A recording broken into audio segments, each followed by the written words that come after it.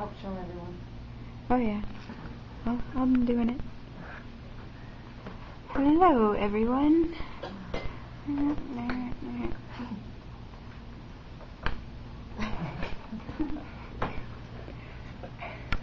Alright. First, I'm going to start out with a quote. Relationships flourish when individuality, freedom, and growth are respected. And that's per Master Jin Kwan, who's a martial arts master from South Korea. Because today I want to explain the differences between the North and South Korea and how both countries are affecting America and the world. Understanding the differences in North Korea and South Korea's economy, politics, as well as their culture and religion, we should understand this because North Korea is still showing to be a threat or danger to our country, as well as most others. South Korea, on the other hand, is showing to be a very promising partner in trade and business. North and South Korea are located to the right of China, to the left of Japan, and southwest of Russia.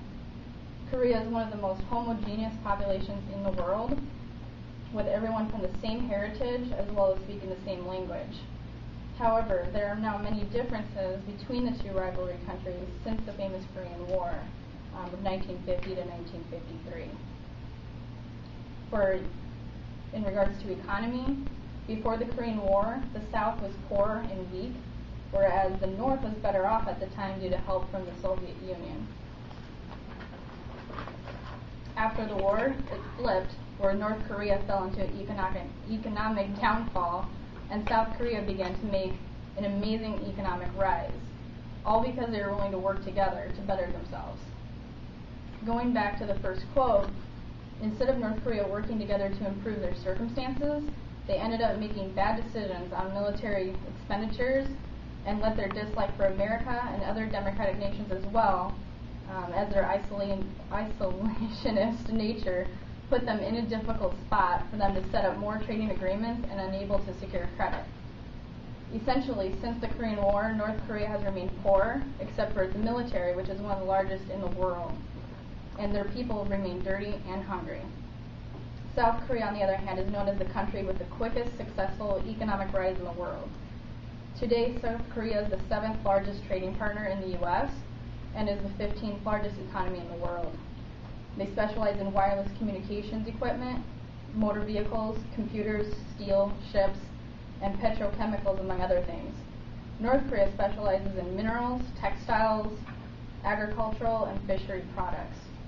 They are also thought to earn hundreds of millions of dollars from unreported sales of missiles, narcotics, and counterfeit cigarettes, as well as currency and other illicit activities.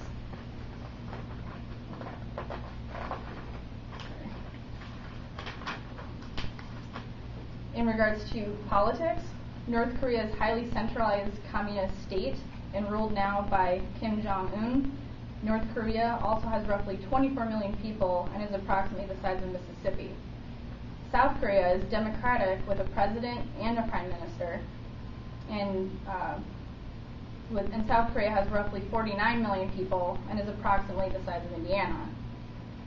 The United States, among other countries, signed an agreement with North Korea in February of 2007 that agreed that North Korea would shut down its nuclear reactor plant in Yongbyon in exchange for economic and energy assistance. However, in 2009, it was discovered that North Korea was still continuing to use its nuclear plant. South Korea maintains diplomatic relations with more than 170 countries and has a large trading network, whereas North Korea's diplomatic relations are closely tied to China and Russia and maintains limited relationships with a couple other countries.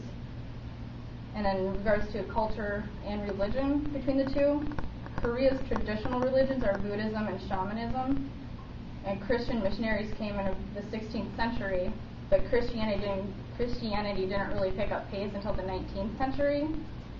Religion practice exists in North Korea, however, they are highly restricted.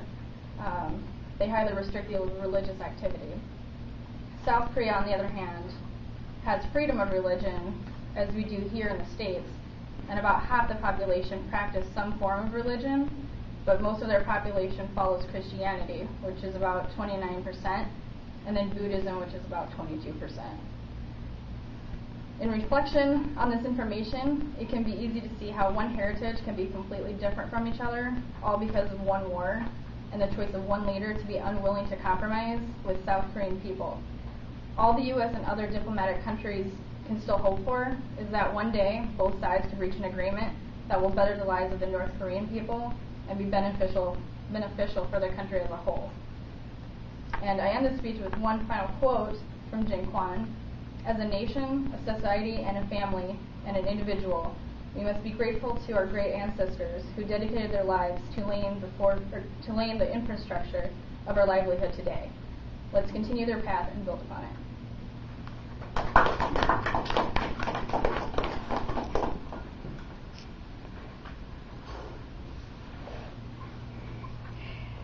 And it just about does.